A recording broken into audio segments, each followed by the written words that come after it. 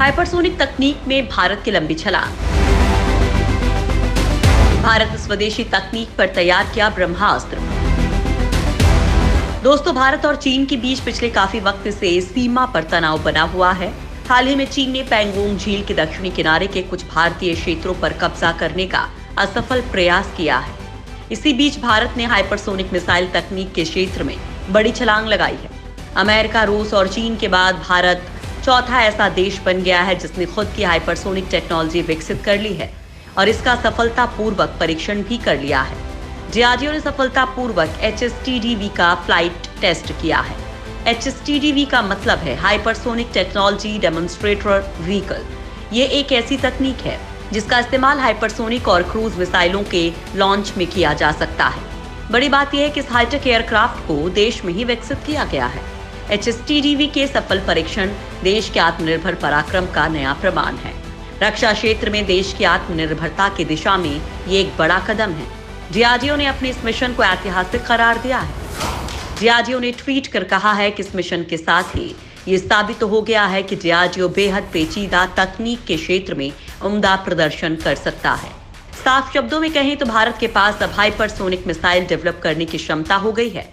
Reports के अनुसार DRDO अगले 5 साल में स्क्रैमजेट इंजन के साथ हाइपरसोनिक मिसाइल तैयार कर सकता है। इसकी रफ्तार 2 किलोमीटर प्रति सेकंड से ज्यादा होगी। सबसे बड़ी बात यह है कि इससे अंतरिक्ष में सैटेलाइट्स भी कम लागत पर लॉन्च किए जा सकते हैं।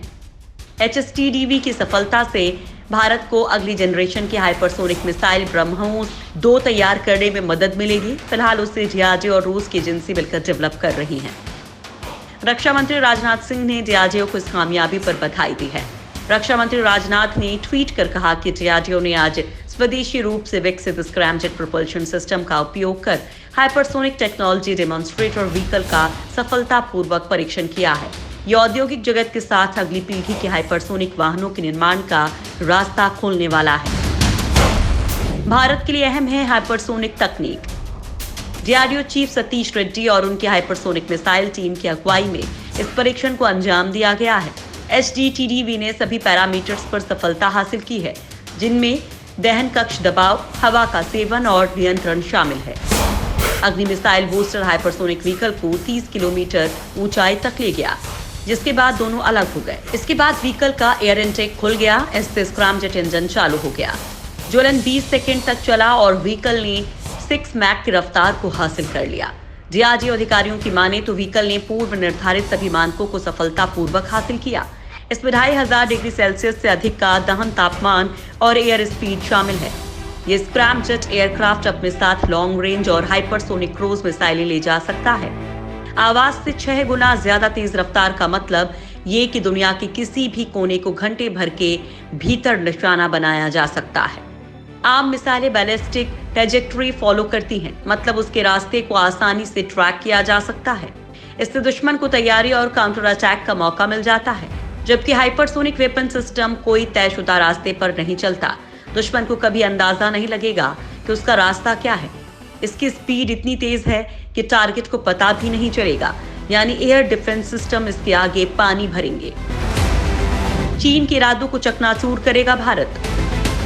भारत की जमीन पर कब्जा जमाने के सपने देख रहे चीन को अब एक बड़ा झटका लग गया है, क्योंकि चीन अपनी हाइपरसोनिक मिसाइलों के दम पर भारत से टक्कर देने की सोच रहा था, लेकिन अब भारत ने भी इस तकनीक को हासिल कर लिया है। यानी अब चीन के नापाक इरादों को चकनाचूर होने में समय नहीं लगेगा।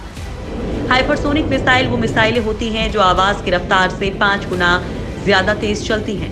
ये 2 प्रकार की होती हैं। पहली हाइपरसोनिक क्रूज मिसाइलें और दूसरी हाइपरसोनिक ग्लाइड व्हीकल। ये मिसाइलें मिनटों में दुनिया में कहीं भी मौजूद अपने टारगेट को ध्वस्त कर सकती हैं।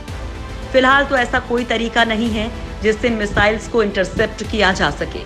कई देश इसको लेकर रिसर्च कर रहे हैं और एनर्जी वेपन्स, पार्टिकल बीम्स और नॉन काइनेटिक वेपन्स के जरिए ऐसी मिसाइलों का पता लगाने और उन्हें नष्ट करने की क्षमता हासिल करने की कोशिश हो रही है, लेकिन अभी तक इसमें किसी भी देश को सफलता हासिल नहीं हुई है।